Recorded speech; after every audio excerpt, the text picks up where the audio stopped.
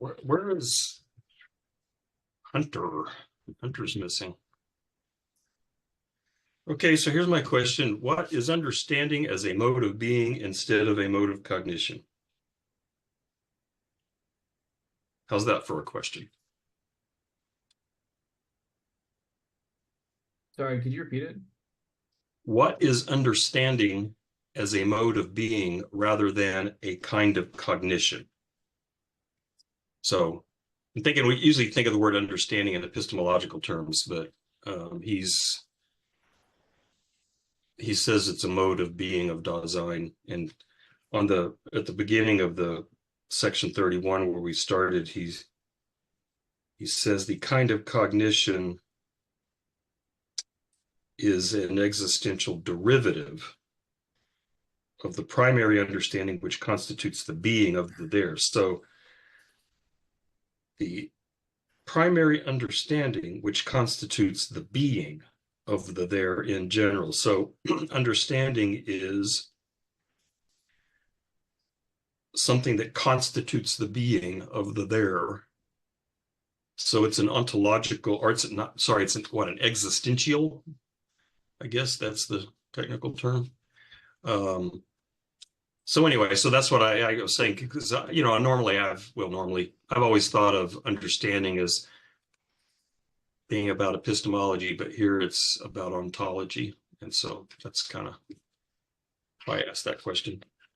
Guys, you guys can ignore the question and talk about anything else you want to if you would like to, but that's just something that seems a really general question.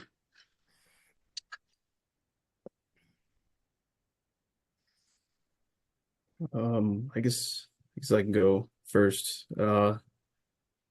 So I think one way to approach that is to think of it that what he's trying to do is position what is usually the classical conception of epistemology and this idea of cognition as kind of explicit propositional statements and truth as adequation and all this stuff, a kind of classical Cartesian sort of idea of epistemology, kind of. That is what he's saying is derivative of something that is ontological, which means it's existential, and that there's really this more primordial aspect of our existence, and that's what grounds then these derivative modes of cognition, which is usually how we see things through those more obvious, explicit cognitive ways of thinking, especially in the philosophical tradition. It's usually that kind of cognition is seen as the basis on which we interpret things. He's trying to do something, he's trying to reverse those in a way. But even Kant, for Kant, understanding is epistemological, right? Like the categories of the understanding are I don't know, the way I think of it is they're structures that make it possible for us to cognize the world. Is that a fair way to put it, Eric? Yeah. So far, I was going to say I'm agreeing with everything Chase put down. And for Kant, yes. I would put it like this: the emphasis is on the epistemological, because it's presented as a precondition for experience, understood as discursive experience. So then knowing things in the Critique of Pure Reason as it's laid out, but it has the emphasis on the epistemological as a condition for knowing, but because the way it's set up and the understanding has implications in the ontological, which I think Heidegger is kind of implying hasn't been fully fleshed out, and that's what I'm doing here. I'm going to flesh out the ontological implications and emphasize these. Yeah, and he says that explicitly to some extent, like on Heidegger 145. towards the end of that, I guess, first paragraph of that page, he goes, why are beings unlike Dasein understood in their being if they are disclosed in terms of the conditions of their possibility? Kant presupposed something like this, perhaps correctly so, but this presupposition itself cannot be left without demonstrating how it is justified. So, like, when he says that, it seems to me that he's like saying he doesn't even necessarily disagree with Kant, but that he wants to dig into what the justification is for, or that he's saying that Kant's operating within certain prior kind of preconceived conceptions, ontological conceptions. I mean, at least that's how I interpret it, although maybe others interpret it differently.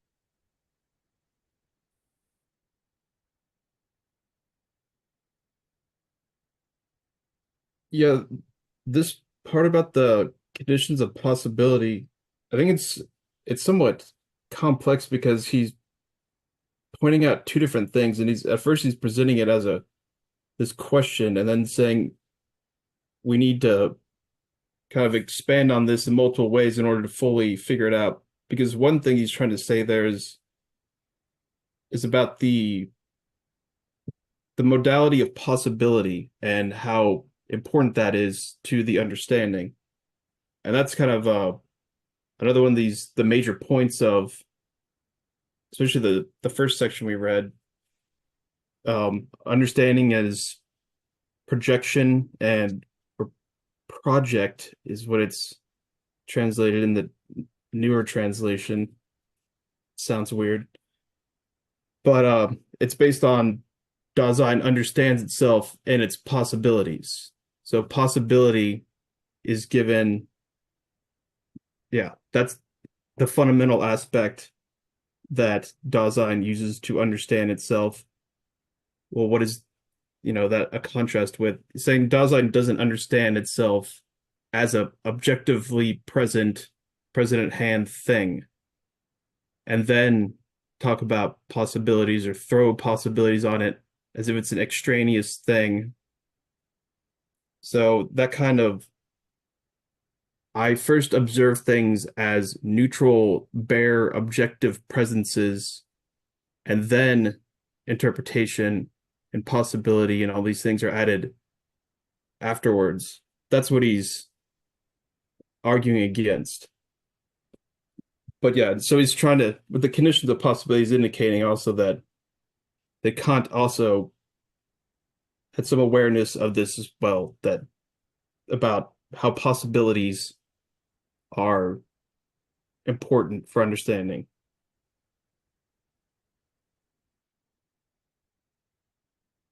But understanding is not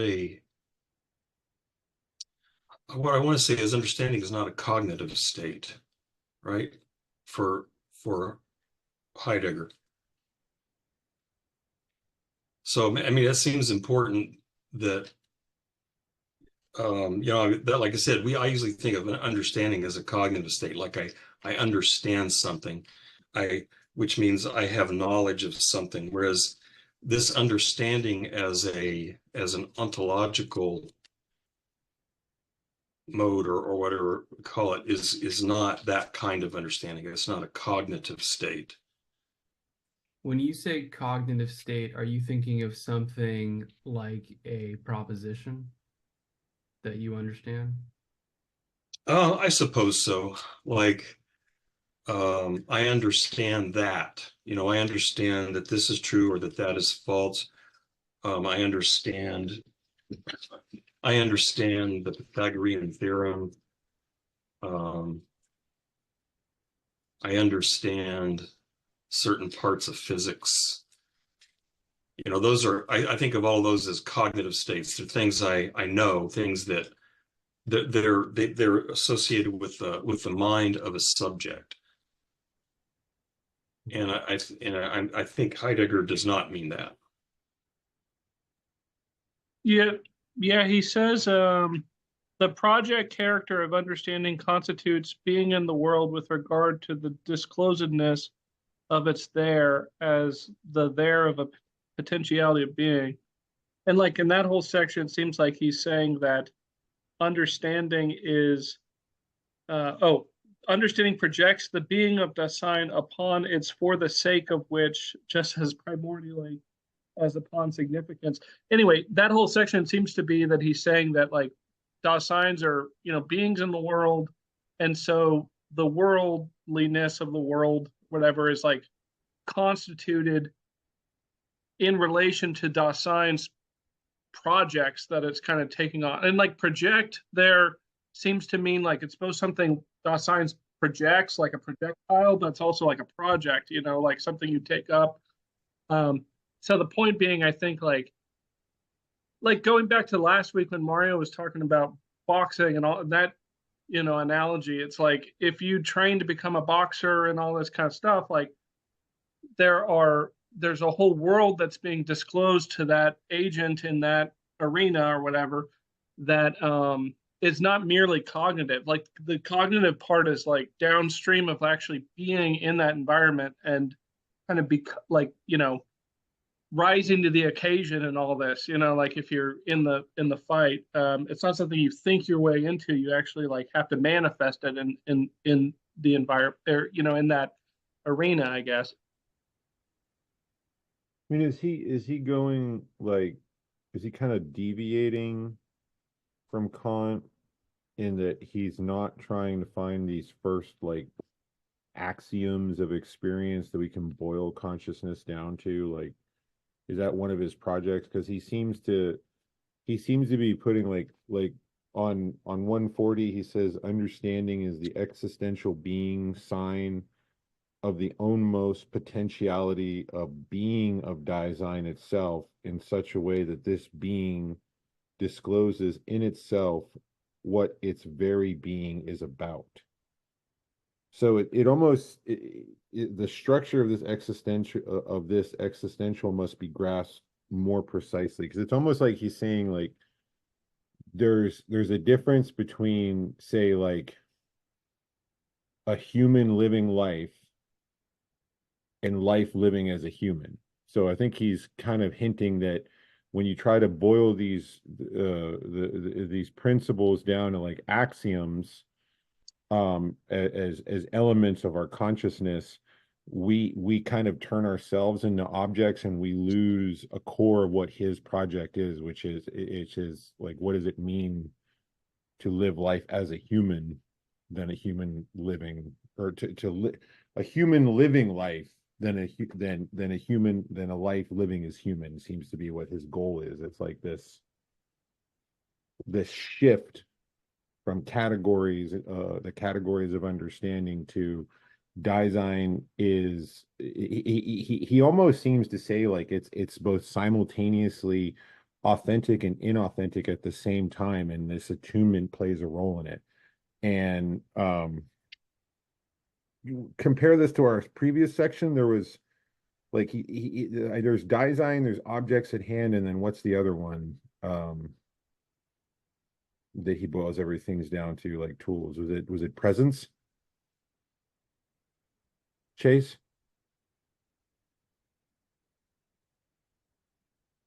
Am I muted? What?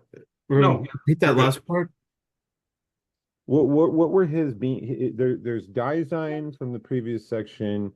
There's objects at hand, which are like immediate objects that you see, and then the tools that you use, like in language and stuff, that are used for projects. Was that presence?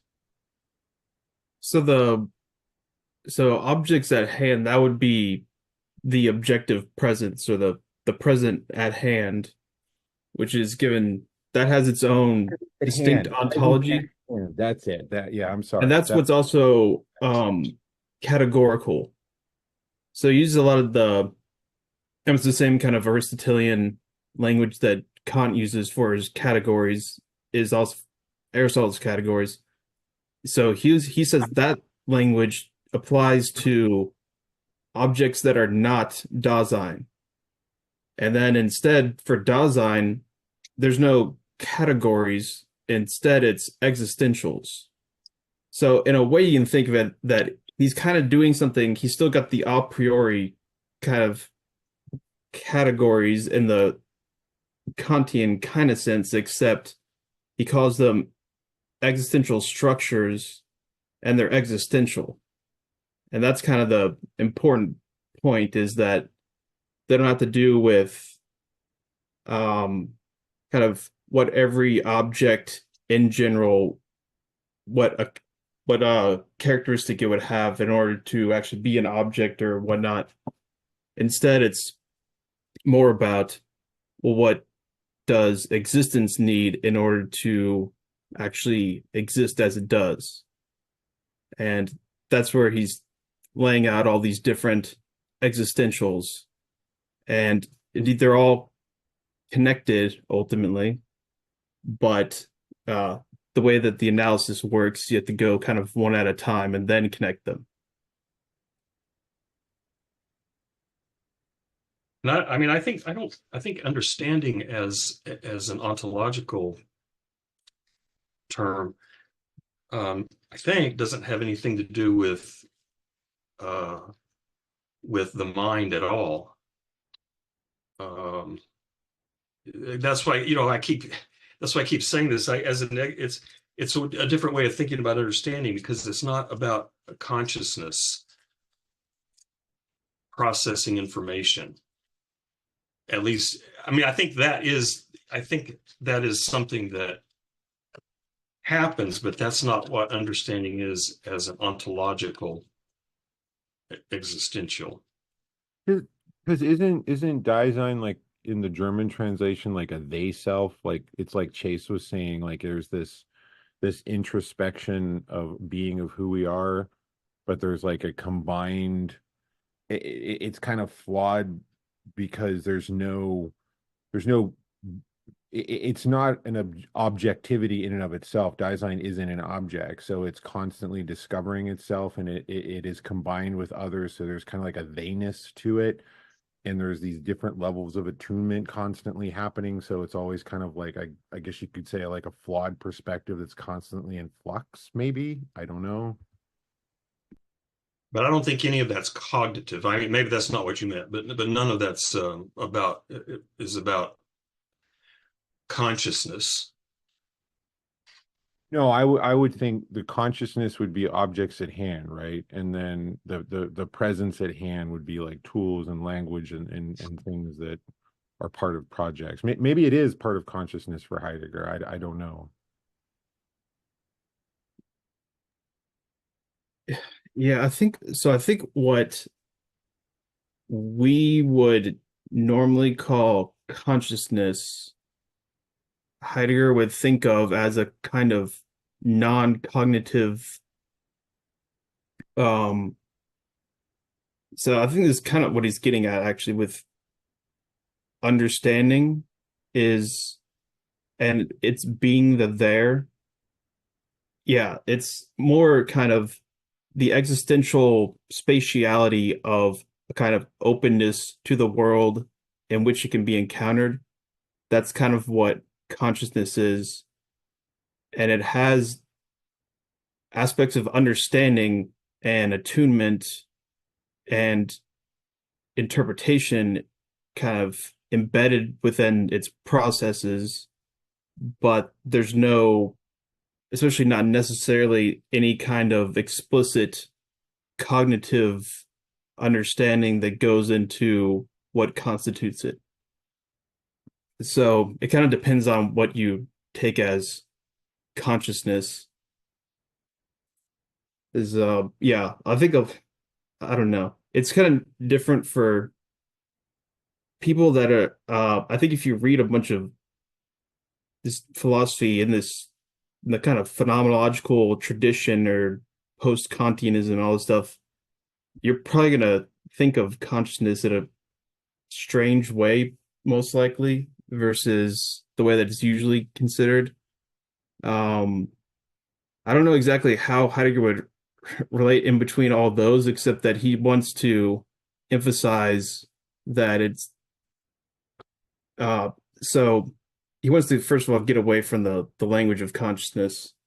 And instead, I think that's why he goes into this whole, it's more about openness, clearing, and there's also these kind of passive syntheses, as Husserl would say, that are unconscious.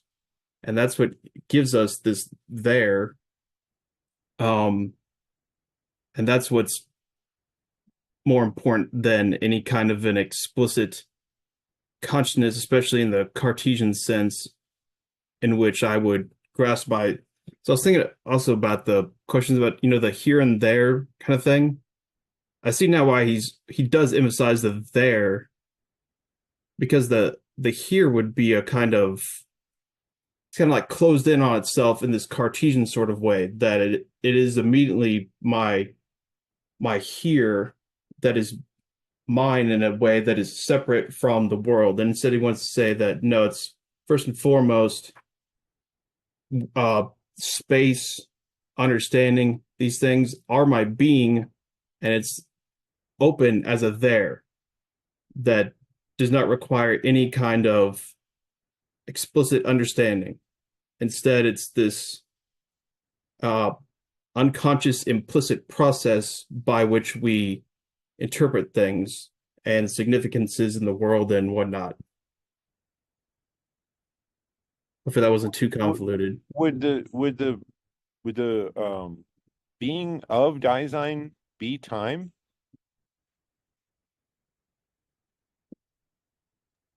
I think that's more or less true. Yeah.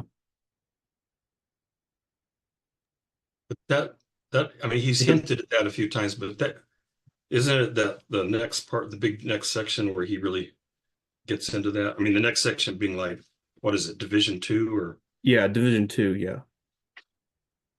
But so far he's just kind of hinted at that. And since I've never read Division 2, I really don't know what's going to happen there. So I'll read it and still not no know what's gonna spoilers. happen. Yeah, I'm sorry. I'm sorry. Does anyone speak German here? No, I 9. don't. I was just wondering because I take Spanish lessons, and like in Spanish you have kind of like 3 words for like here, there, and like kind of further out there. And I was wondering if there's a similar syntax in German. And just from a quick search, I'm seeing that there is, and I'm wondering if that's I wonder if there are commentators that talk about that, because da apparently is like the midpoint. So it's what I'm seeing is something that looks like here. It's like HIER and then da, and then I think dot was the last one. So that would be like far out, or dort. I don't know, something to Oh, James, thinking about. I gotta tell you, man, Latin American philosophy, very, very much so. You'll run into it. One of the major themes, I think in Latin American philosophy, personally, I think, is ontology. So it exists, flat out. And so that'd be a good spot just to start looking for those areas. And the department has well, I would say Lori, Dr. Gallegos would be maybe decent, but I don't know what her schedule's like. So I'm not longer at the university, so she'd at least be able to throw you a bone. So that's be a good resource point. But yeah, for sure, it exists. There's plenty of scholarship on Heidegger and Latin American philosophy. And I also had the same thoughts, like maybe not the same exact thoughts. We're not the same mind, but same areas. I did have the thing about, he kind of throws out this like part at the very beginning of the section on Heidegger 143, when he like distinguishes us away from like explaining, and he's really focusing on the there. And part of me is, from this conversation, I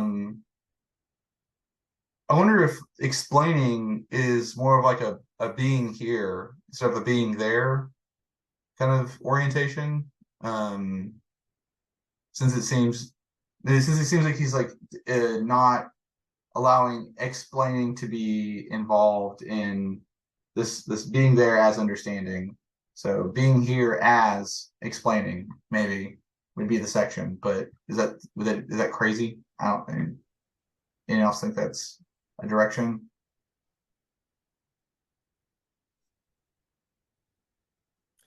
Um, this is a question. It's just from what everybody said. Um, if someone is in the middle of doing something and they're doing it very, very well, and they're in a sense in the moment, you can think of sports, you can think of art, you know, um, it would seem to me that there's for lack of a better term, there's an understanding there of what's going on, but that's a completely different. To me, that would be different cognitively than someone after the fact explaining what they were doing.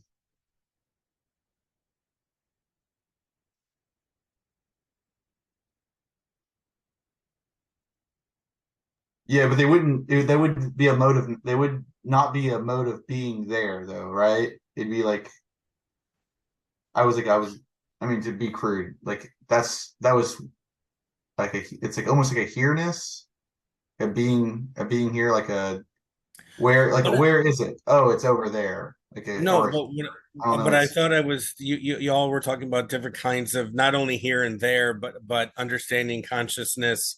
You were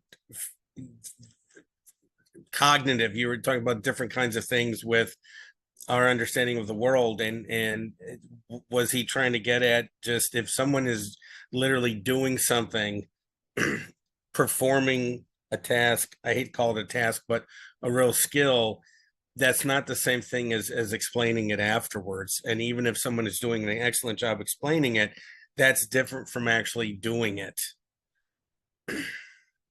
I see, at least from the little I understand, I think it seems to me something like that's going on. So, I think he keeps, so let me know, Chase and others, whether this is right, but when he likes hammers, and so my son and my wife took over our garage and turned it into a wood shop, and so they've got all this equipment out there.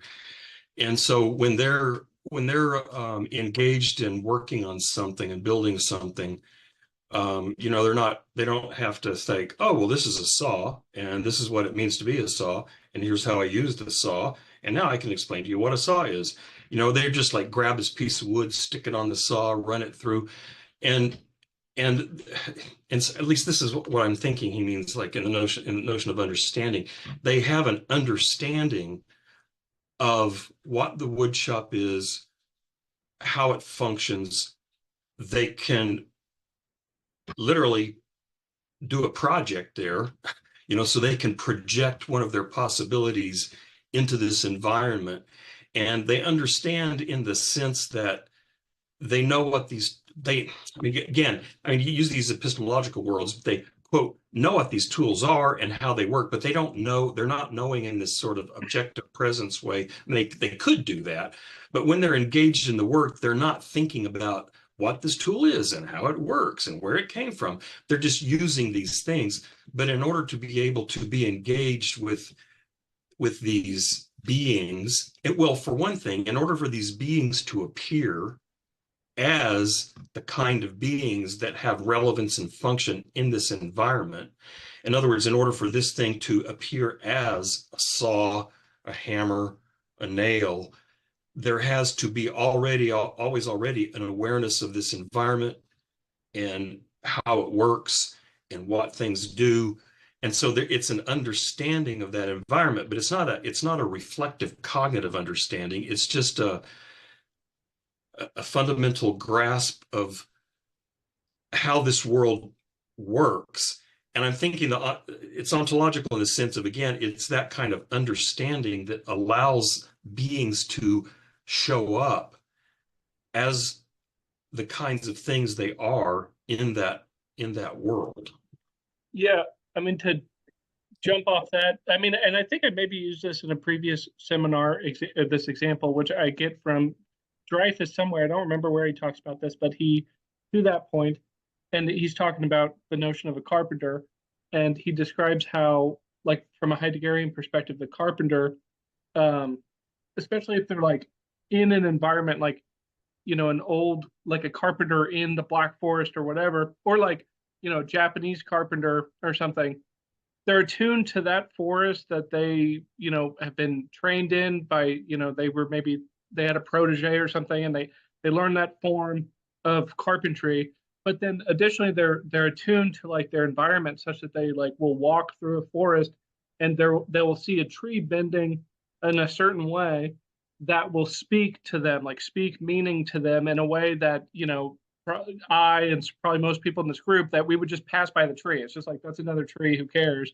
You know, we wouldn't see how it's disclosing this capacity to be appropriated into, you know, this particular kind of, you know, furniture or whatever the person's designing, or the house or whatever.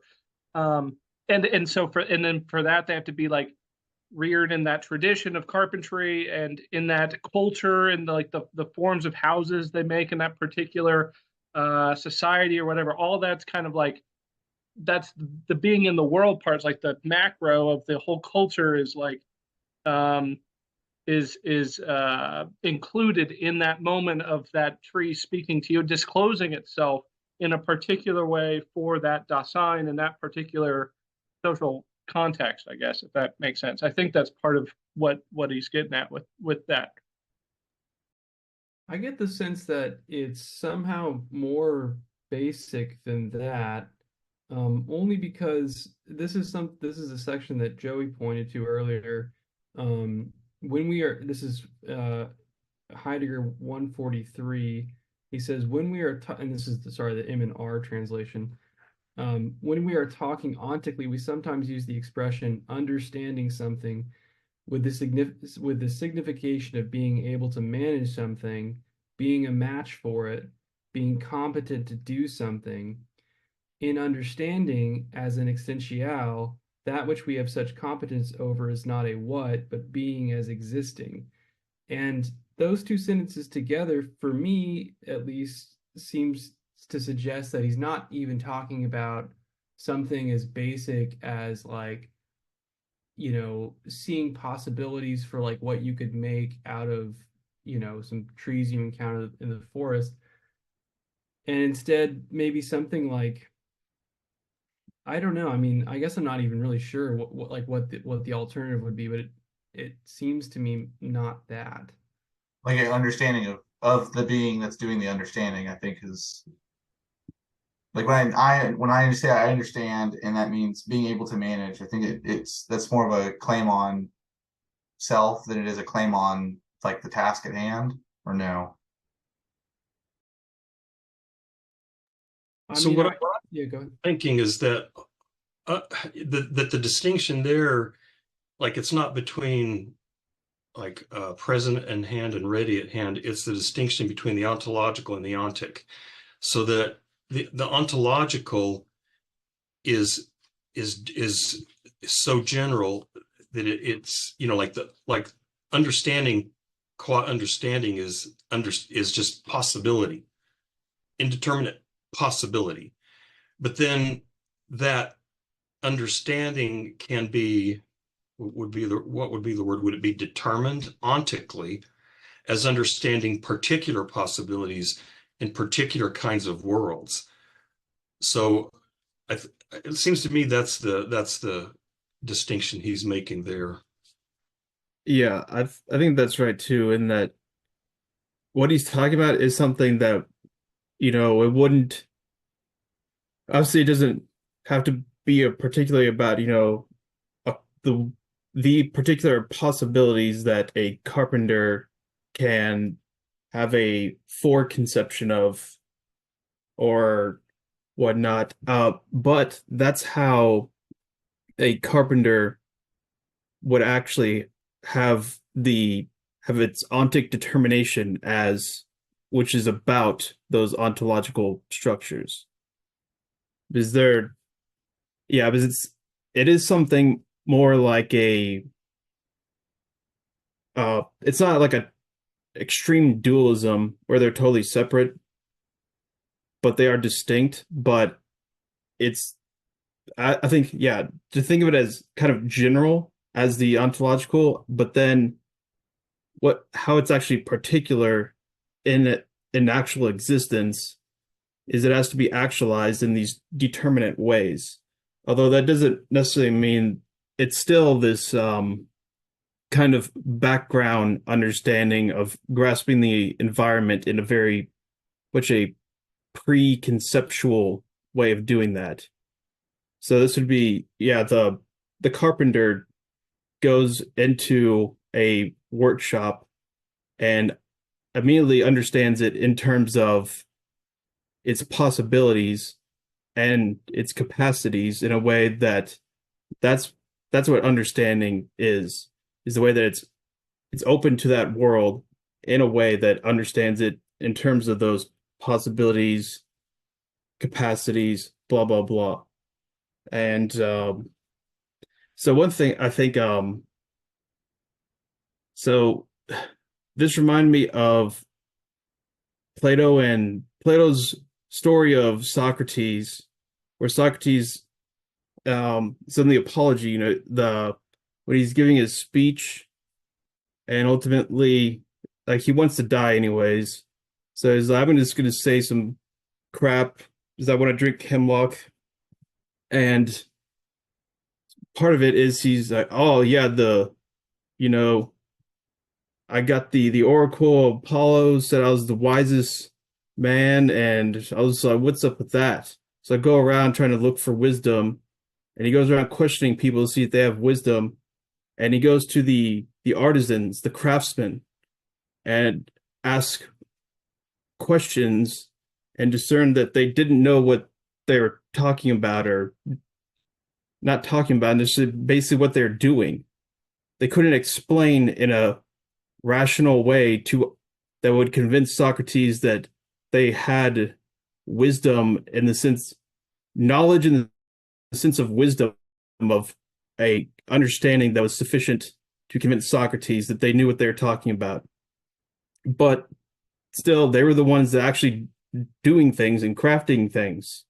So I think that they had a kind of a more primordial knowledge that was not explicit in the way that Socrates conceived of as this is what knowledge should be like. And that's what the philosopher has. So you can see right there, you've already got this contrast between types of knowledge, and also you've got this beginning of this more the philosophical emphasis on one kind of knowledge like that.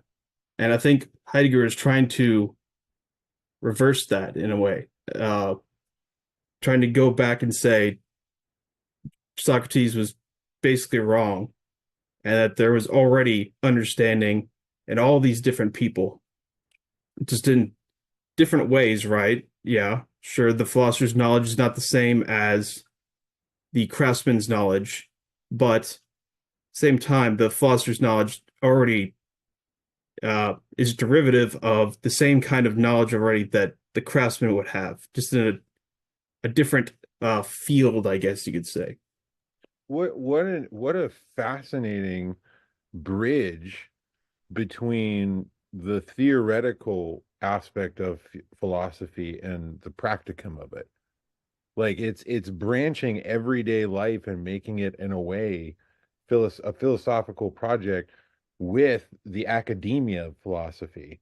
Like that's really neat. That's really cool. And Yeah. it seems to also tie in later to like when he starts talking about history, he seems to be because then he's talking about like interpretation, and he seems to be trying to say that, unless I was misunderstanding it, but it seems like he's saying that, you know, basically that we can't like he in a way he seems to be kind of implicitly or explicitly criticizing this kind of like scientific kind of view of, you know, the world, I guess, and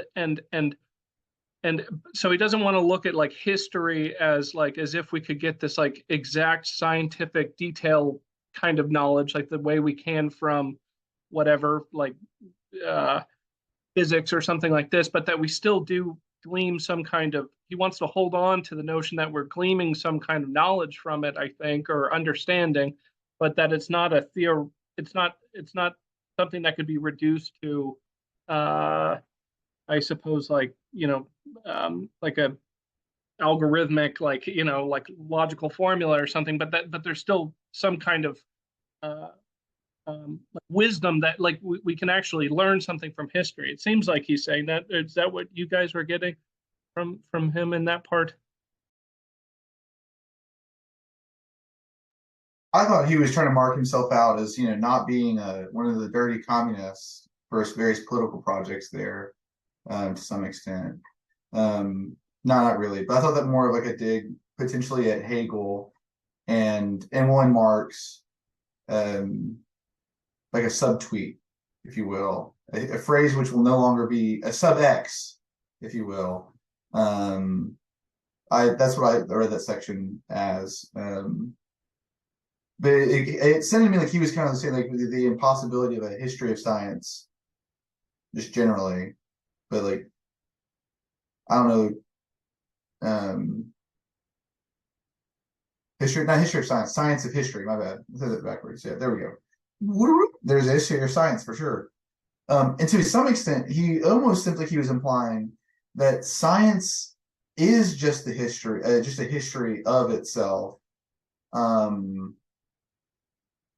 To some extent, I got those vibes. Kind of. It's not a very articulatable vibe, but it was a vibe that I felt in that section.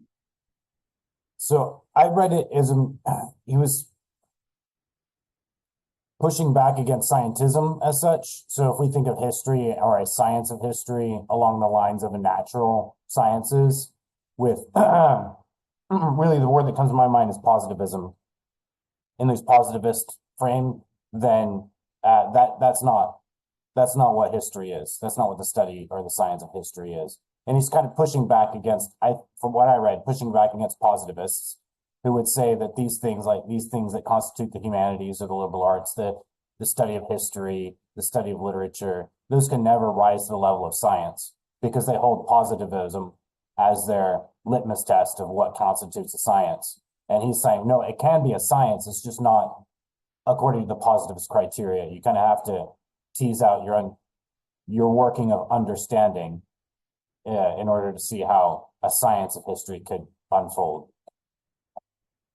But from that, it doesn't seem like he's taking this next leap that probably not many people would even take, but like of trying to say it's merely interpretation in like a subjective way or like pure, like that it's just, various meta narratives or something. He's not going that far. He seems to be saying that there is genuine like meaning, at least, that we can take from history, I think, right?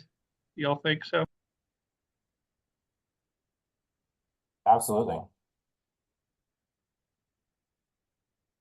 Yeah, I think so. I think what Eric just said about that, I think that's definitely what's going on. So he talks about I think towards the beginning of the crisis in foundations, and I think that's what was going on at this time. So the I guess what we would probably call humanities or these various social sciences, there's a question of whether they should adopt a kind of hard science methodology. And I think what he's saying is that no, would not work.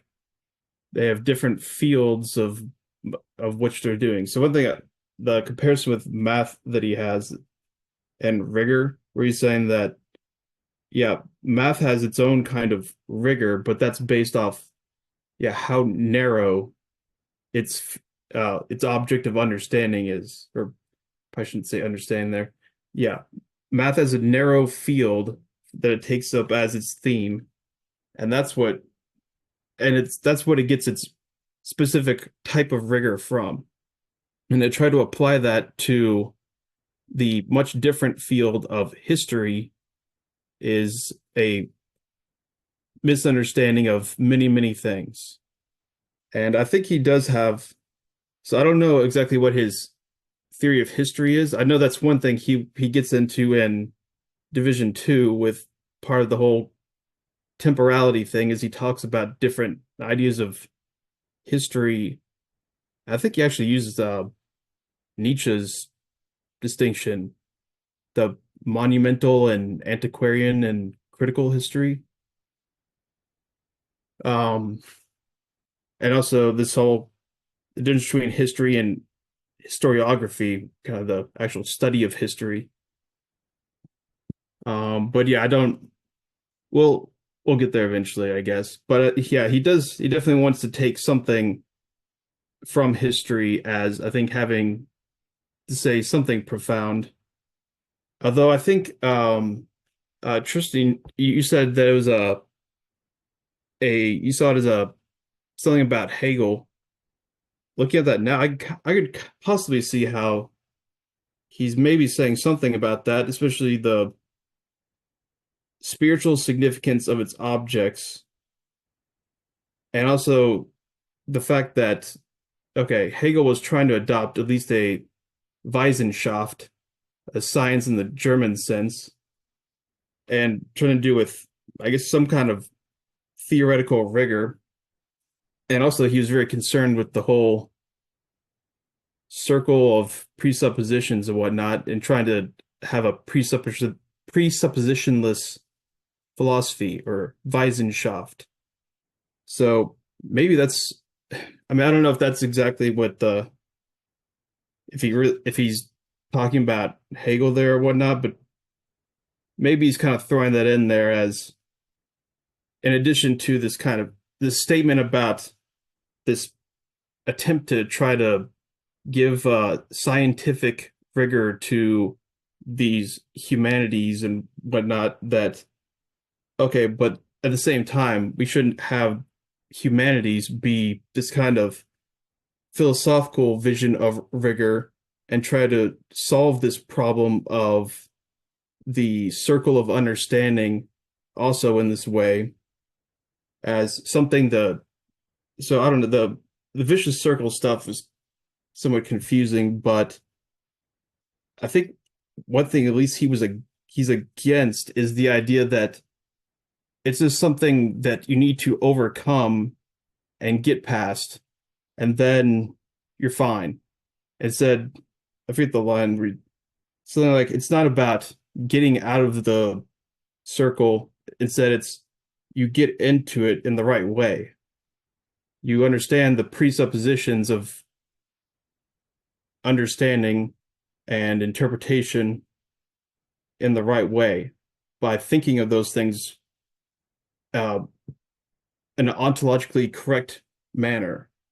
So if you understand, yeah, the understanding of interpretation and as something that's kind of added onto it, additionally, extraneously, or possibilities as something, as some kind of logically abstract kind of thing that is applied to present objective actuality, that would be the wrong way of trying to either get in or out of the vicious circle. Instead, you have to see that it's always already an a priori condition of us having any kind of understanding or experience or whatever, is this kind of this more primordial existential version of it, which is also our being. We are that.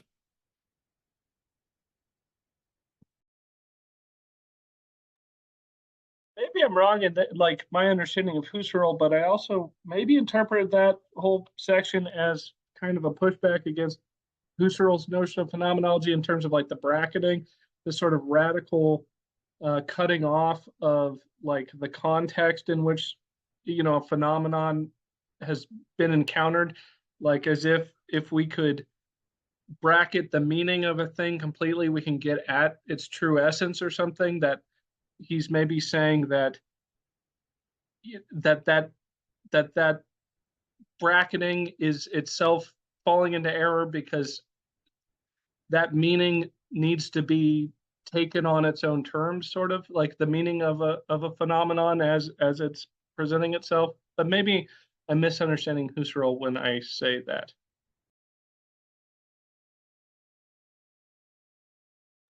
Didn't Husserl say he was trying to develop a presuppositionalist science? I think pretty much all of them, it's a very common post-Kantian thing. And then I mean, Hegel kind of also, right? Hegel definitely did, yeah. So I was thinking he was kind of taking a dig at both those guys and saying that's not a possibility. Yeah, it's hard to say about the bracketing because I mean I think to a certain extent he does want to do something like that, but instead it's the pre he doesn't so he doesn't believe that you can get rid of all presuppositions. You know, obviously he's saying that in order to understand at all, understanding is basically just a bunch of presuppositions that you don't consciously think about or understand. That's what gives you the significance of a world and all the things you can do in it. But I think there are certain philosophical presuppositions that he does want to bracket those out. And I think he would agree with Husserl on that level. But also he has this direct reference to Husserl on 147, the German page. So even the phenomenological intuition of essences is grounded in existential understanding. So the phenomenological intuition of essences, that's a direct reference to Husserl. And the eidetic reduction, which would be about, I mean, it's don't need to go into that much of a explanation of it, but trying to discern the essences of experience by having a variation of them in your imagination to see where they stay consistent or where they start to become something different. He's saying that, yeah, that also is grounded in existential understanding. It's derivative. So, fuck you, Husserl. Kind of, at least. I mean, did fuck Husserl. I mean, in a sense, yeah.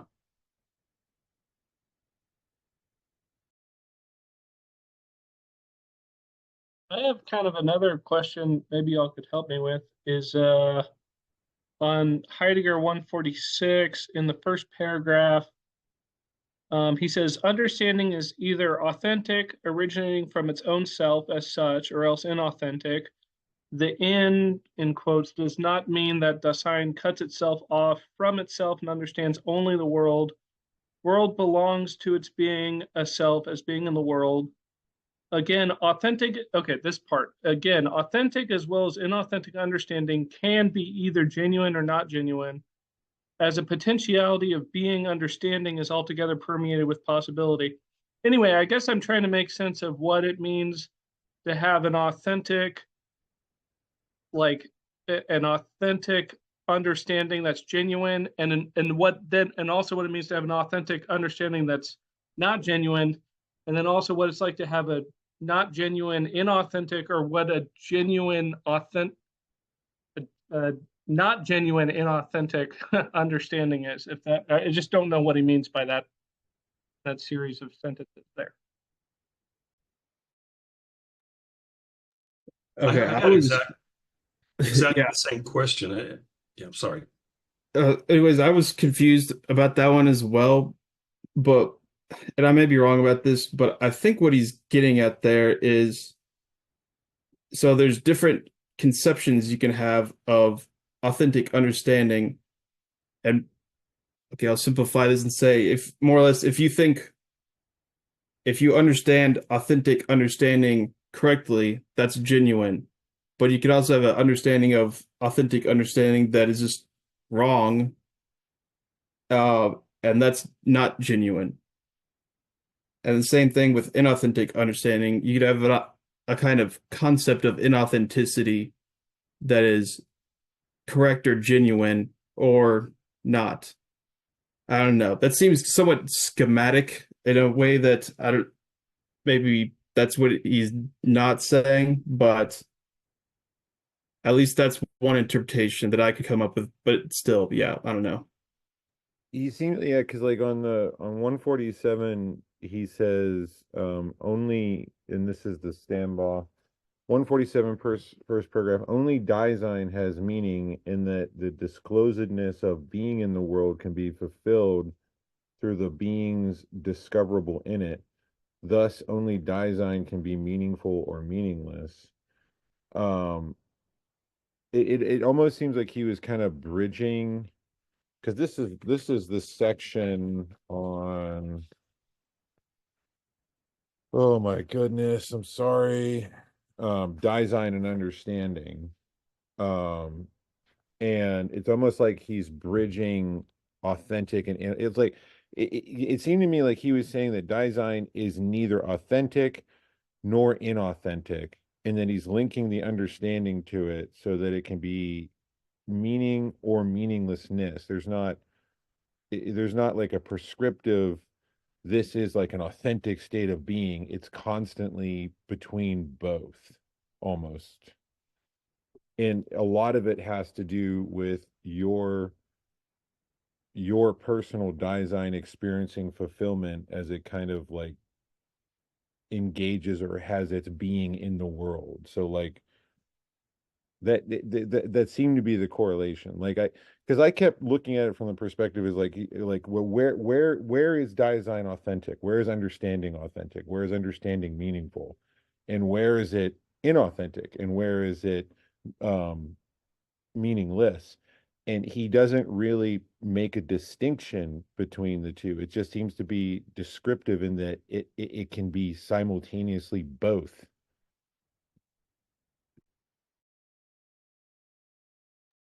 I think what he's mainly doing in almost this whole Division One is mainly talking about inauthentic Dasein. And because that's what we are in our average everydayness is inauthentic. And I think that would go along with all this. So all the existentials that he goes over in this section, and there's a lot of them, but including the whole meaning thing and how it's connected with the for structure of understanding and the as structure of interpretation.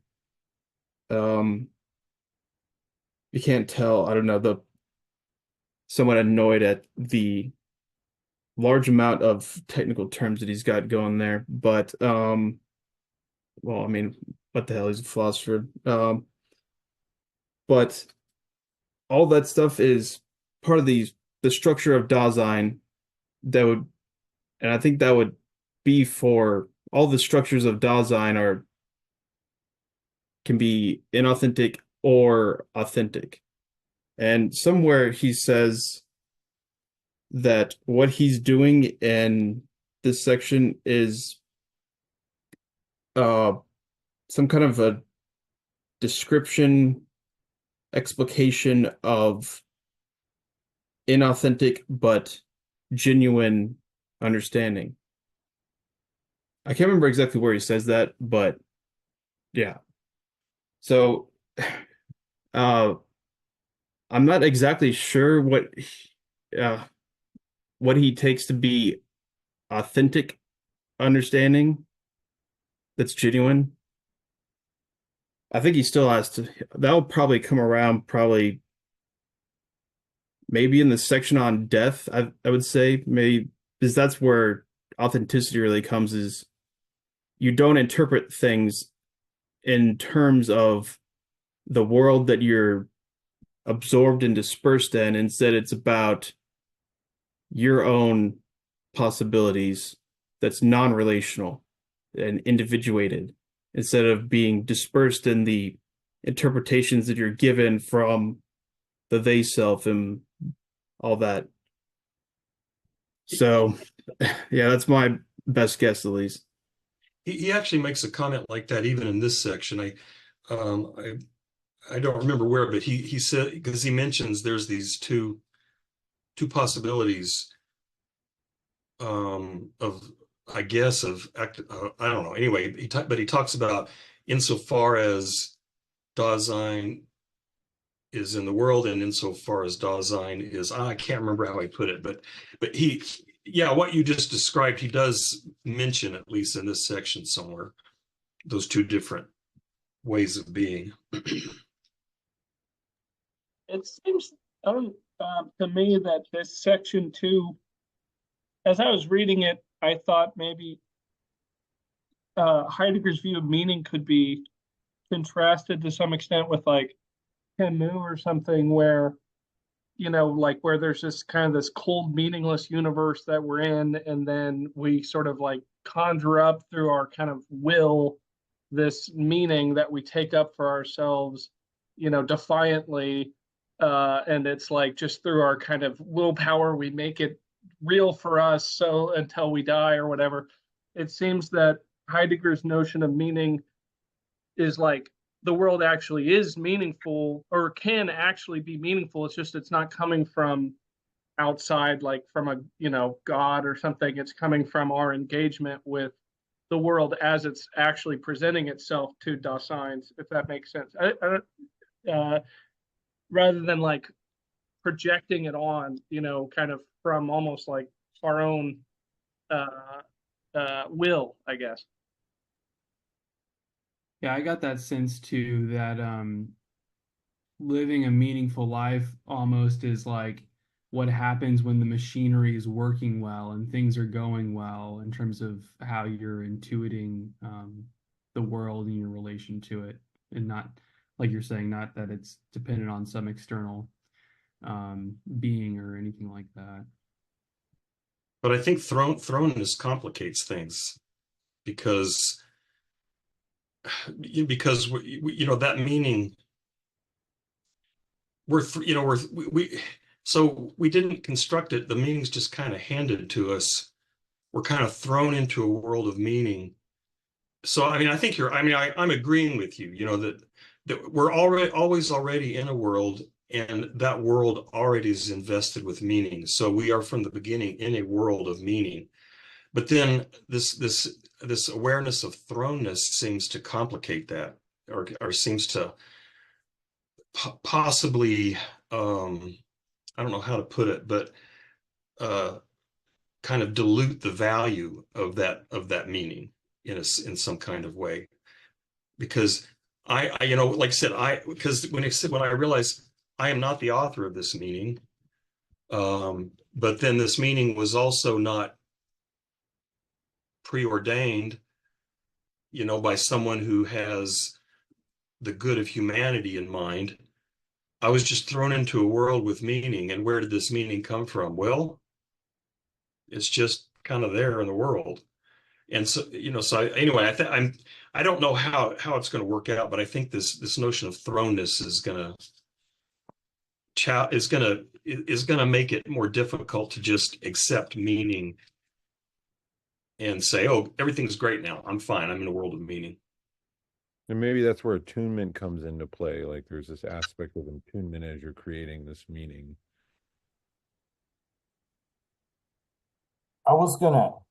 Maybe I missed something, but I was gonna question, when you said I am not the author of this meaning, that seems to me to depart from Heidegger here. Insofar as you take yourself to be a Dasein, I think he wants to say Dasein is kind of like the meaning generating, that's already too productive, right? But I mean, I think maybe if I thought what Nevitt meant was like the Dasein is appropriating meanings that are in the culture or whatever, that, you know, like you kind of, it's like an appropriation into this project of oneself, but it's not like I sit back in my laboratory of my mind and construct something from scratch. It's like I'm thrown into these various ways I could go, you know, like, if that makes sense. Yeah, because you know, like earlier when he was saying that, like, I am primarily Das Man, and insofar as I am something different from that, it's derivative from Das Man, you know. So my who I am, the who is primarily Das Man, and so the meaning is primarily this corporate meaning of the they, that's what I'm thrown into primarily. I wake up and I'm in, 20th century North America, blah, blah, blah, whether I want to be or not. I understand better what you meant by not the author of the meaning. I think that makes sense. But at the same time, I think you have to emphasize that meaning is from Dasein. And so as Dasein, you're not, it's not that, well, I think that's all the qualification we need to put out. I wouldn't be Yes. surprised. Oh, sorry, go ahead. It's kind of this uncanny agency of the four having the four conception,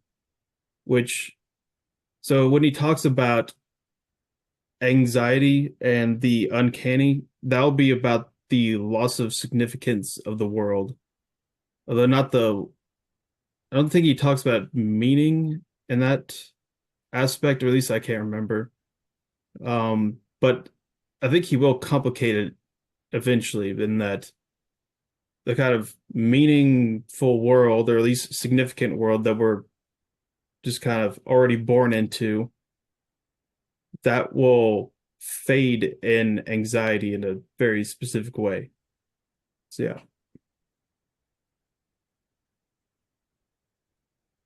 yeah. James, what are you gonna say?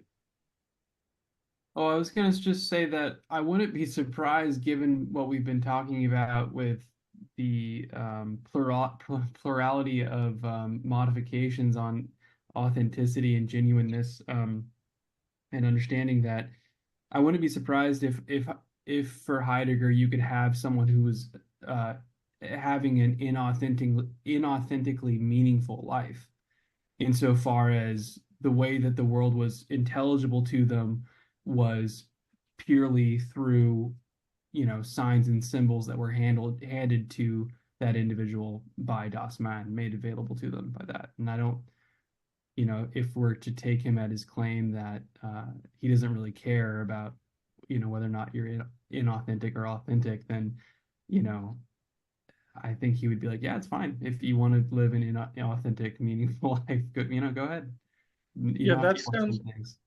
That sounds like mega churches to me and stuff, where it's like you go to those things and it's like the people are, my dad is like goes to one, and I love my dad, and it's like I'm in this place where I'm like, anyway, I want to get a psycho shit with my dad, but like all the power to him, it's making his life feel happier. But you go and it's just like there's a coffee shop, and it's like this identity of Christianity like sold to you through like spectacle, and it's like it just feels very commodified and like inauthentic.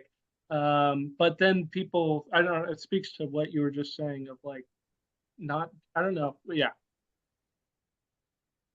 Yeah, I was going to agree, James. I was going to say, like, I think Heidegger would have probably situated that historically, that, authenticity really becomes an issue for modern man, the modern subject. Because if we look at the ancient world, the medieval world, there was a meaningful world, but it was never my own, in the sense that he wants to stress here in the authenticity.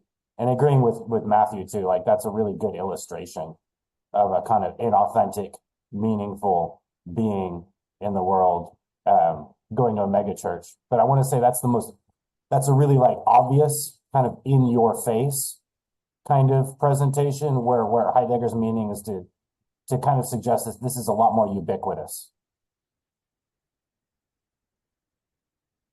I think it's our primary way of being in the world for Heidegger. Lost in the they. Yeah, it's our average, everyday way of being in the world. The way we are, proximally and for the most part. And it seems like somewhat flawed because we're all forming this meaning lost in the day based off of our interaction with each other in the various projects we're engaged in. So it almost seems continual for him.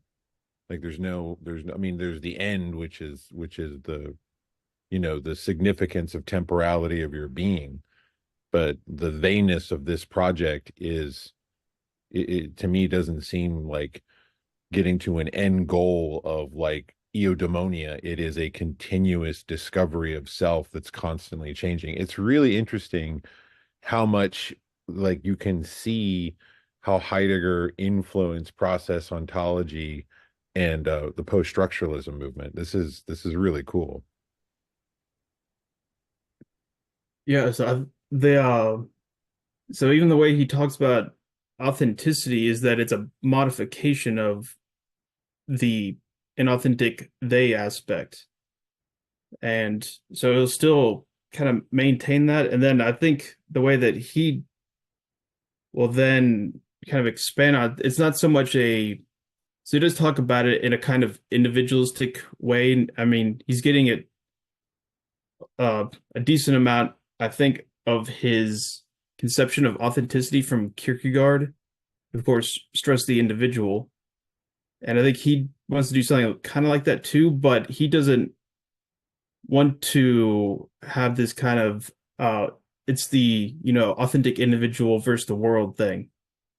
Is he wants there to be some also for the authentic individual to have a meaningful relation with the world that's not alienated. And I think that's where he talks about kind of grasping your possibilities to still be able to insert yourself authentically back into the history and the traditions that you have received.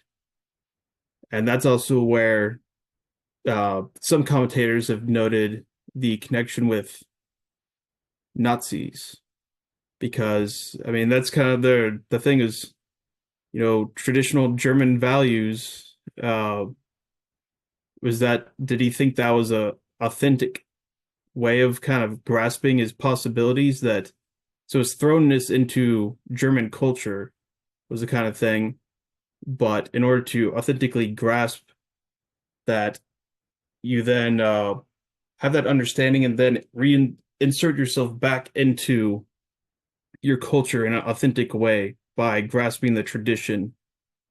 So I don't know. I guess we'll get there eventually, but I think it shows that he thinks of authenticity in a way that isn't completely separated from the publicness of the they self. Instead of it's a kind of reinserting yourself back into it in a certain way. Hunter isn't here, so I have to say this somehow boils down to Antigone by Sophocles, right? Wow. So And Hegel. sorry, I had to. What, Eric's the only one that can make Hegel references? I can't. Sorry, my bad. Joe's been making some of the comments. Oh, I'm sorry. Yes. So I think Heidegger also wrote on Antigone. I think I mean, he wrote on a lot of things, but I think that was one of them particularly. Yeah. I was gonna to read a sentence from quite a ways back, just to emphasize the point that Chase was making. This is at the very end of section 27, at the very end of chapter 4. It's on Heidegger 130. You don't have to turn there, but it's just a single sentence. But he says, authentic being, a self, is not based on an exceptional state of the subject detached from the they, but is an existential modification of the they as an essential existential. So just emphasizing the point that authenticity is not breaking away from the they. It is the modification of that state. So yeah.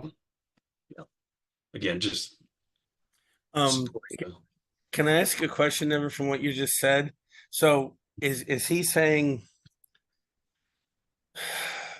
individual person's authenticity is always or usually or should be connected to the broader community that person is a part of? I don't think he thinks we have a choice. I think that fundamentally Dasein is is I don't know how to put it in Heideggerian terms, but fundamentally, my being is significantly constituted by my social environment. And so, I am for the most part das Man. I am the they, and so is everyone else. And that's just what it is to be Dasein. And so I can never not be the they. All I can do is modify that state in myself in such a way to become authentic. But I can never, authenticity is not a matter of somehow breaking out of the they. It's a modification of that being. Okay, that sounds to me very much like Rousseau in the social contract. The whole idea of the general will and all that. And I don't know if if Heidegger's ever read anything Rousseau, but that's to say that in effect that individual authenticity is not, it's to be part of the they, to be part of the design line, to be part of the group. That to me is Rousseauian. I think I don't think for Heidegger it's as noble, because the Das Man is not is not this beautiful human community. Das Man is this kind of lowest common denominator humanity. At least that's the way I think about it. It's just like bland, the everybody, the one, like, or as one does, as one does this. That the they is just this kind of bland, lowest common denominator, and we are all that, except to the degree we manage to modify it through authenticity. Yeah, and like so the way I interpret that, at least, I mean, yeah, like is like with like in art, it's like there's this whole tradition and culture that an artist is aspiring to integrate into themselves, and that's like along and so there's a whole history of art that an artist has to, it's like that Picasso thing of like you can't break the rules until you learn them kind of thing. You have to like master the art craft before you can express yourself authentically through it, and but the way you express yourself is, might seem paradoxical, but it's by taking up the tropes and these things that are traditional, I guess, and appropriating them in a way no one else could except for you at your particular moment in time. So there is this like historical dimension to Dasein that's kind of comes along for the ride as well. So I don't know how that graphs onto Rousseau. I'm not saying it doesn't. I just don't know Rousseau well enough. No, but I was talking about it in terms of Nevin's comment about authenticity and the authenticity of the individual person being tied up to the Dasein of the community, and potentially maybe being able to modify it slightly. But that was the part I was talking about. And also, though, I mean, people talk about, Heidegger being affected by Nietzsche. I mean, Nietzsche wasn't talking about going to the lowest common denominator, was he? Well, he didn't. That's not what he aspired to, but he thought the mass of humanity was the herd. That's that's the sort of Nietzschean equivalent of Das Man, is the herd. We are mostly herd animals, and it's the rare individual who becomes to use Heidegger's term, an authentic individual. Right. Right. Yeah. Right. Nietzsche's last man. Yeah. I thought this. I mean, so reading the past two sections, I thought this was. I don't know. I think Kierkegaard is the person to look at for the past two sections. The other, so especially this thing about, especially his writings on like neighborly love, which I'm not really all that familiar with. As in, I've read them. Do I understand them? could I articulate them to you now? Could I disclose them to you? Could not. But I felt as if in reading these sections that like, I mean, I've got K written all over my pages with question marks because I know I'll ask myself, why did I write K here later? But it that's what I was. It seemed like he was like fusing a lot of that with like Kant and Hegel. That's in these past two sections in particular. That's what I was thinking about. Part of me wishes that amongst two things, one, people are like, if they had all powers and they could make Heidegger articulate something, they'd be like, explain your Nazism. I wouldn't do that. One, I'd make him finish writing the project with the superpower. Two, I'd force him in doing so to put a new note, like a footnote, where there would be a reference to what author are you pulling from here, so that I could distinctly know whether or not my interpretations and impressions about the history of philosophy that he's pulling from is true or not. Those would be the two things that I'd force him to do with all with all the powers granted to me. Is that like a shared thing that everyone's seeing Kierkegaard here, or are we seeing like, is there some other person that I'm not seeing? I think the whole project seems to be orienting itself toward that kind of like fusion of all of Kierkegaard with some German idealism mixed. I was going to second that with regards to Kant. This section, what was it? All of 32, understanding and interpretation. That whole section to me seems to be Heidegger kind of developing, kind of like, I guess I was hinting towards it earlier, some things that are kind of implied in Kant. He wants to develop and emphasize more of the ontological leg of this walk, whereas Kant is more concerned with the epistemological framing. But what to give you the context of what I was bringing to bear on this, the synthetic unity of apperception as an activity, right? It is described in the Critique of Pure Reason as involving synthesis, spontaneity, and imagination.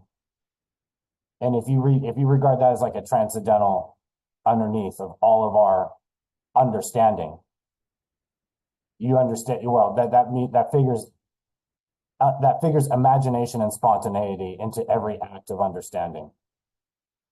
And from that, if you lean on it a certain way, you can get a lot of these ontological implications where we are always already interpreting a meaningful world as we come to understand it. In the moment of understanding objects in our world, we are always already uniting them through a synthesis involving spontaneity and imagination.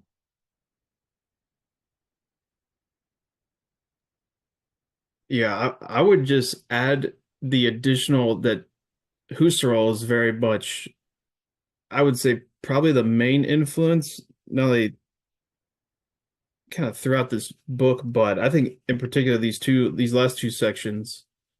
And so Husserl was very much a Kantian and was trying to, not that he just like accepts everything, by the letter that Kant said or whatever. But he's definitely part of a certain post-Kantian tradition. And that's definitely what Heidegger is also expanding on, is that Husserlian post-Kantian way of going about things. I think that's also going to be very apparent in the next section, assertion as a derivative mode of interpretation. There's a lot of Husserl in that. Oh, and unfortunately, I know I can recognize it because in this stupid book, Deleuze uses a ton of Husserl for his idea of sense. And now I can recognize it in Heidegger And so it's like, oh, annoying. But yeah, lots of Husserl going on. I wanted to talk a bit about interpretation in that section 32. Um, so this is at the beginning of section 32 on Heidegger 148. He's talking about, so as understanding Dasein projects this being upon possibilities, this being toward possibilities that understands is itself potentiality for being because of the way these disclosed possibilities come back to Dasein. The project of understanding has its own possibility of development. We shall call the development of understanding interpretation. And then a couple of sentences down further, interpretation is not the acknowledgement of what has been understood, but rather the development of possibilities projected in understanding. And so, I mean, it's again, I could be getting this completely wrong, but I tend to want to think about interpretation as a cognitive thing.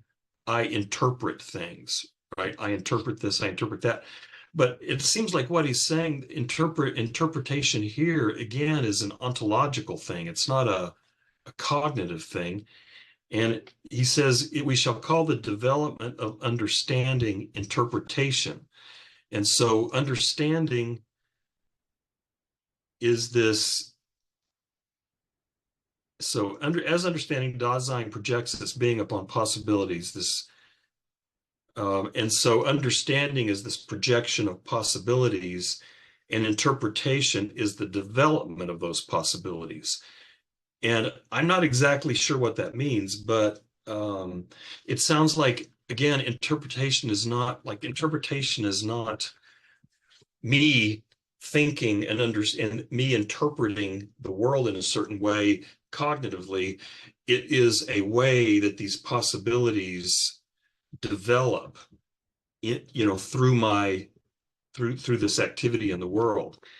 And so that's again, I don't really understand cognitively what that really means, but it just seems to me I need to be careful not to think of interpretation as I'm not even sure. Well, I don't know, like when Nietzsche says everything is interpretation, I don't know how much this is even related to that. Or maybe it is, and I've just not thought about it carefully enough in Nietzsche. But forget about Nietzsche. I don't want to complicate things with him. But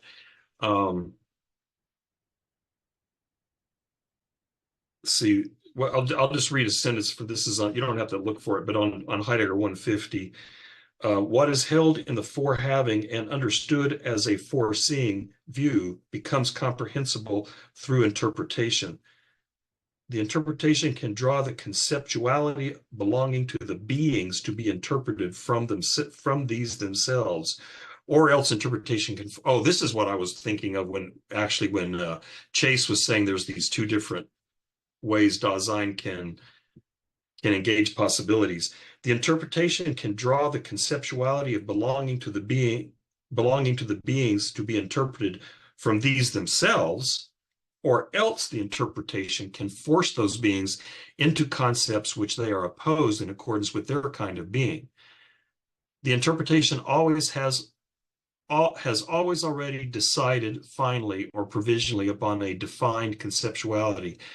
It is grounded in a foreconception. So again, it seems to me this interpretation is an ontological thing. It's not a cognitive thing. I don't want to say well, he doesn't say actualization, but it's a development of possibilities. And I don't really know what that means. I think this is why I was thinking that there is something lower behind the idea of like a carpenter walking through the woods and taking trees as potential material for creating things. Because it sounds in this section like he's talking about interpretation as a chronological extension. Like when he's talking about development, it sounds like he's saying like something like, you have this innate understanding, and then it culminates, or at least has a stopping point in interpretation, and maybe something else happens after that. But in interpretation, the understanding winnows down the possibilities to a thing, and you have something like, oh, I see it. I have a tree before me that is, I could use to make a nice chair or something. That's how I was understanding it anyway.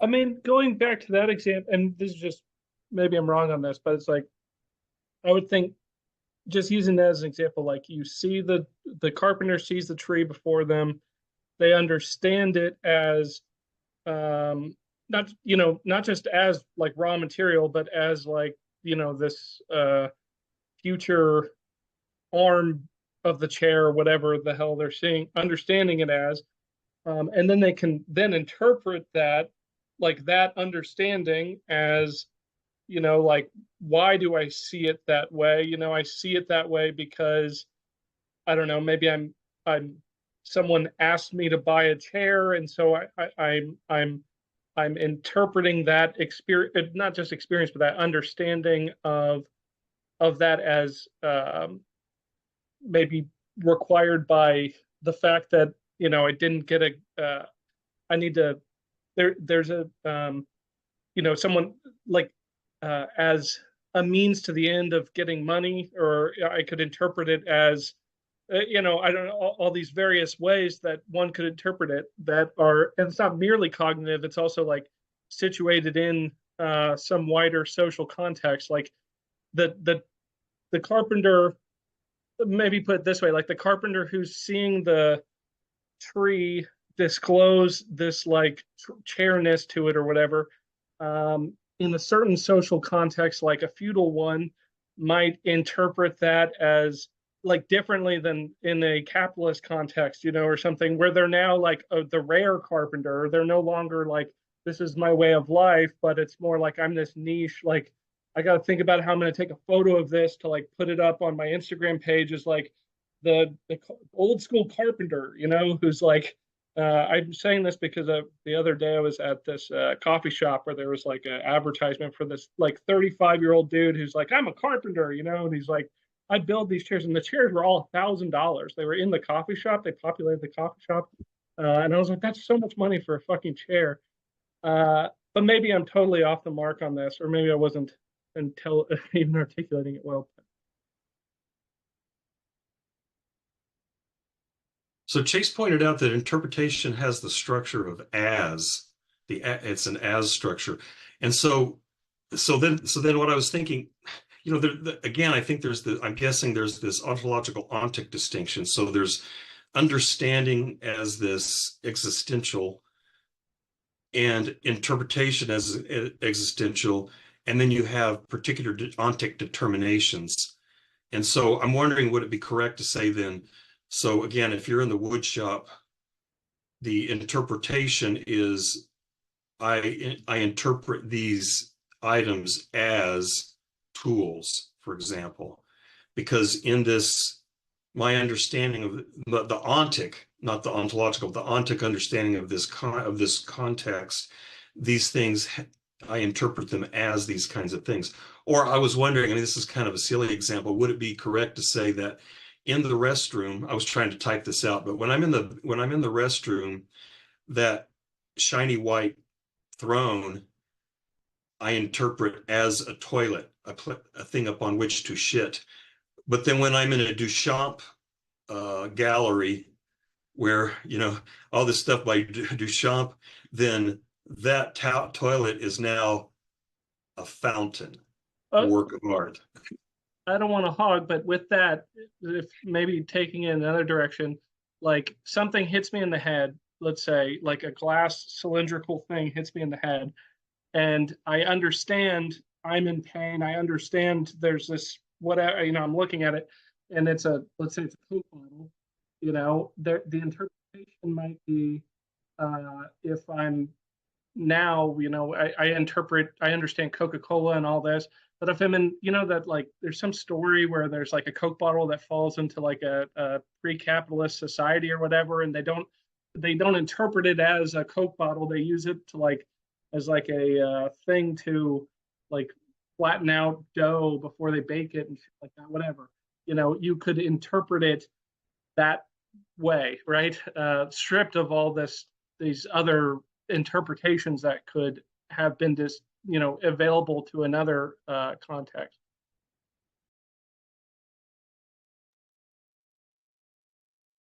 Yeah, I was going to add to that. It seems to me like he's laying it out such that interpretation again was the development of possibilities. So I think of it as in terms of laying determinations down on bare possibility. So the things that you encounter in your world, you encounter latent with certain possibilities, as opposed to others. And I want to say, from the way I'm reading Heidegger, the way these possibilities, certain determinate possibilities, are seen, as opposed to other determinate possibilities which are not seen, are always inflected by the projects. Our motive, our projects that we're practically engaged in influences our projecting, our understanding onto things, and what possibilities present themselves and what possibilities don't present themselves. So again, the carpenter who's going through the Black Forest might be involved in a particular project and sees a tree that fits the project that they're already engaged in, and so sees the tree as fitting their project and interprets the tree in a particular way that carpenter is unique to them.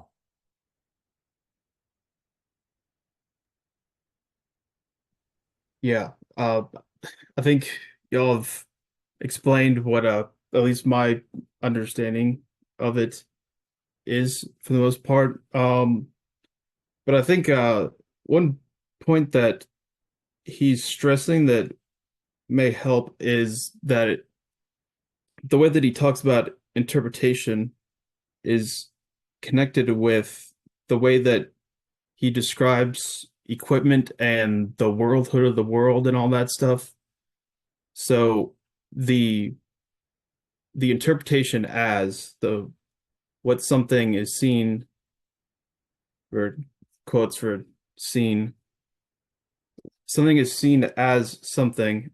It's specifically the in order to that he talks about within the equipment as these assignments or references to then a larger context of significances, and that's what constitutes the world, and also gives so it's involvements or relevance, I think, is also the part of the world. So it's all connected with that, and I think the idea that the context is crucial for the interpretation. I think that's I think that's more or less the way that we understand interpretation anyways. Except, yeah, that it's occurring here on this ontological level, but the way that it actually operates in actuality is through a kind of particular determination where you then get an ontic interpretation ultimately, but which is different from more or less the ontological process that's connected with its actualization, but isn't its actualization itself. That would be what it actually appears as, but which is also not just an objective present thing. But yeah, so I think, so I was wondering, okay, would this be something that applies to it? If I see something moving out of the corner of my eyes and I look over and I perceive what I think is a cockroach, is that an interpretation of it?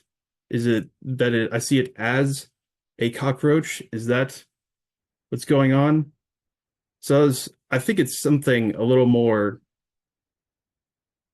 I think it's connected with that, but I think it's still something a little different, where he would be saying that no, even just the bare presence of what it is still has a kind of interpretation in it. So I think actually one connection with this, so you knock this off my bingo list. So Bergson, he talks about how perception occurs in this kind of subtractive fashion, and what we see as the contours of actual things, that's more our virtual action upon them, our possible actions we can do on them.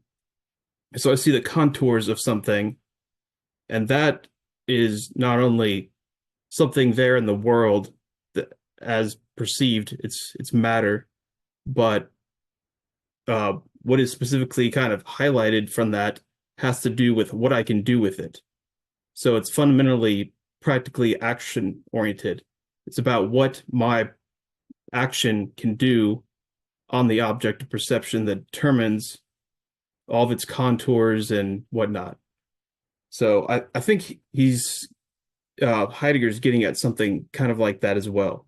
That even the very, what we think of as the bare presence of some perception, that itself has this structure of interpretive possibilities already underlying it.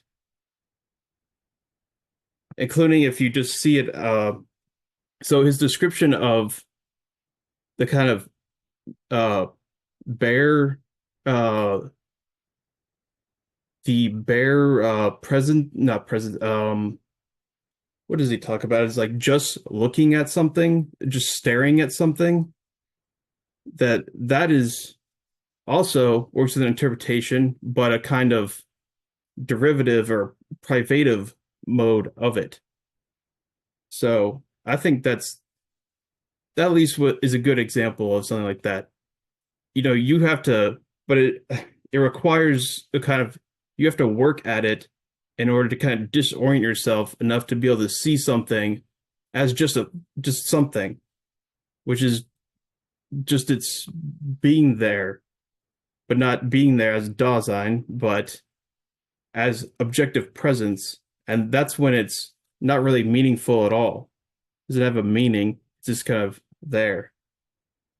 But he sees that as, yeah, that's something you can do, but that is definitely not the normal way in which we operate, where the tendency is to think that bare objective presence is primary, and then we throw possibilities onto it as something extraneous and additional. That's what he's saying. No, reverse the order of those, and that's closer to what's actually going on.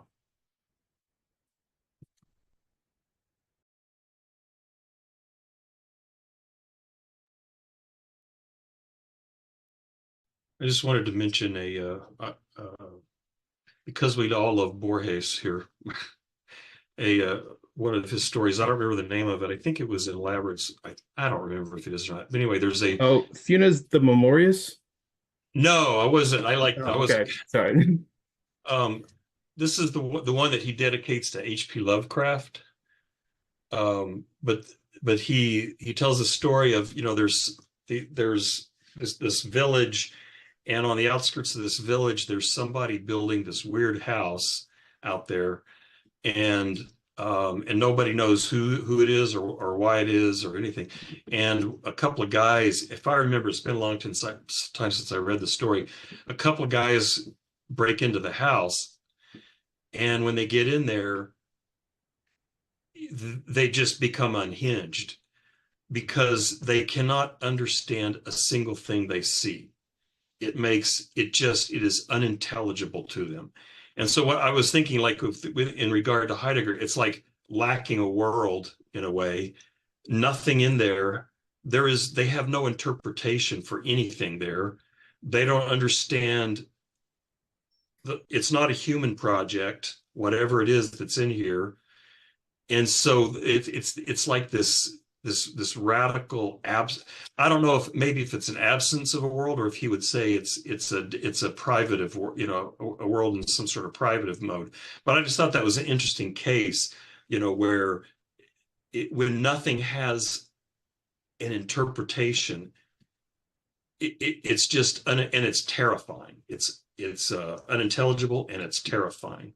No, I guess he might say something like there is a lack of understanding there, an absence of understanding, and it's just, becomes terrifying.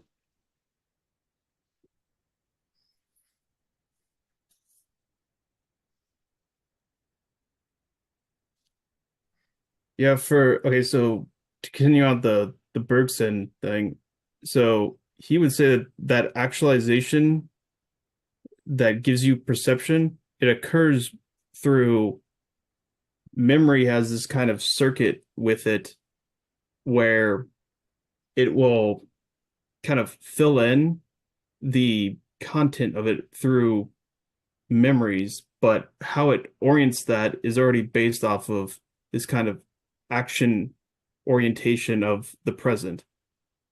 So I think that's and he talks about how, okay, if you're disconnected from the action orientation of the present body as it's kind of going about doing its thing, then that would be a kind of chaotic, nonsensical.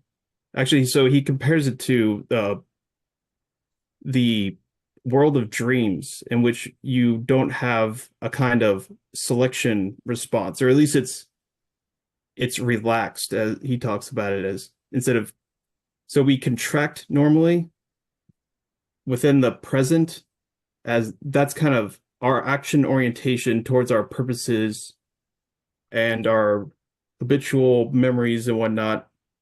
That's a kind of contraction into the present. And then when we dream, that's a kind of relaxation, a detention of memory into this kind of chaotic thing where there's no clear associations between things. Temporality is scrambled, all that. So, I mean, not that Heidegger he's operating with something different, but I still think that's kind of, there's an idea of, okay, there's the world of sense and whatnot, but then what's actually the genesis of that, would have to be some kind of nonsense. So there we go. So you're saying Heidegger is Bergson in a privative mode? Sorry. Yeah, kind of. Yeah. Or at least, yeah, he's doing something very, very similar, really, to what Bergson is doing in Matter and Memory. It's almost kind of, the difference would be more something like the difference between him and Merleau-Ponty, where they all read Bergson, but so Merleau-Ponty, he stresses that the role of the body and all these things. And I think Bergson is more like that. But he's also stressing specifically how memory works, and that's what he wants to explain how recognition works, and a lot of philosophy of mind kind of stuff, because the connection of mind and body, where mind is memory. So he's operating with quite a few differences, and there's some different problems he's really trying to get at, that I think that Heidegger thinks that his terminology is too Aristotelian, that's probably true, because Bergson didn't like to make up words. He was unlike Heidegger and at least later Deleuze, did not like neologisms. He liked to talk in language that anyone could understand, or at least that's what he thought, but tried to communicate complex concepts with it. Unfortunately, that language if you try to do that, you end up just talking in Aristotelian terms. So, yeah. Well, then, and you also have the problem if you use the sort of standard vocabulary, then people will tend to import a lot of connotations that you probably don't want them to. So Yeah, exactly. That's way to go. yeah, it's like Bergson, why did he use the word intuition? Is what he means is something quite different from what we mean by intuition. And that word intuition just gives the wrong impression of what the actual concept is. So, yeah, he should have came up with a different word and even introduces it as this word is kind of shitty for this, but I'm using it anyways because he just had a principle basically to try to not obfuscate things with additional language. But I don't know. In some cases, I think it's good to essentially make up your own word to signal that you've got a new concept going on. Just not all the time. And if you're writing in German, you have the advantage of you can just like take words and jam them together and woohoo, new word. Yeah, so that's yeah. So I mean, okay, so philosophical terminology, a lot of that, we got the Greek influence, and then you got these Latin translations of the Greek. And those Latin translations of the Greek, that's what becomes really the standard vocabulary of philosophy. And that's also so French, of course, being based off of Latin, uses a bunch of those words naturally.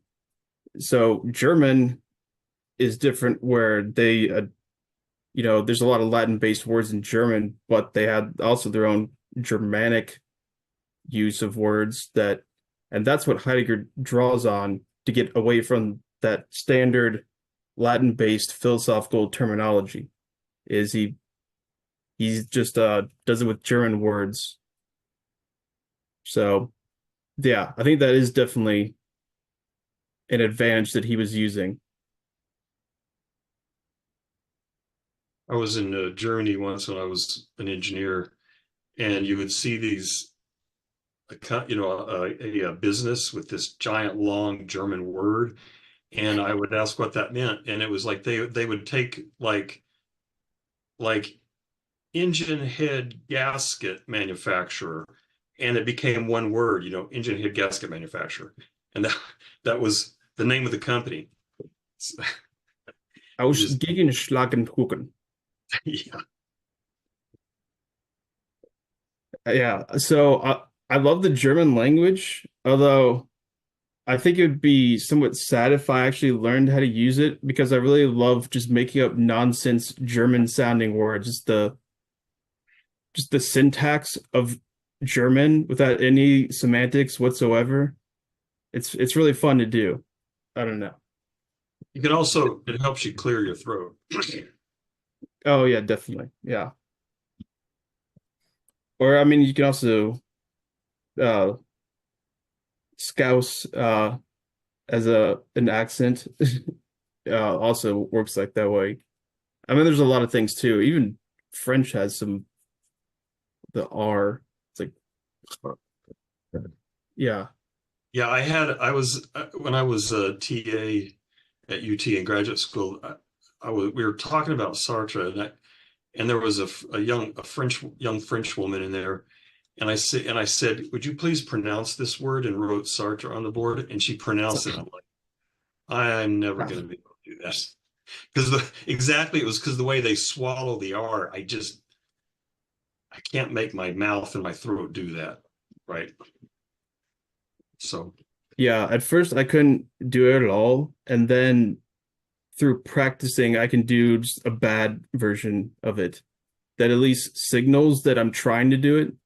Although, like an actual French person would be like, what the hell is that?"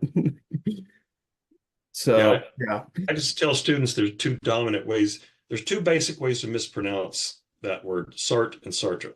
Pick one. They're both wrong. Yeah, I like that approach too. Are we done? Yeah, I think so. Yeah. Okay. Well, thank you guys. It was Thank you Thank very you. much. See y'all. See you sometime. Bye bye. Here. The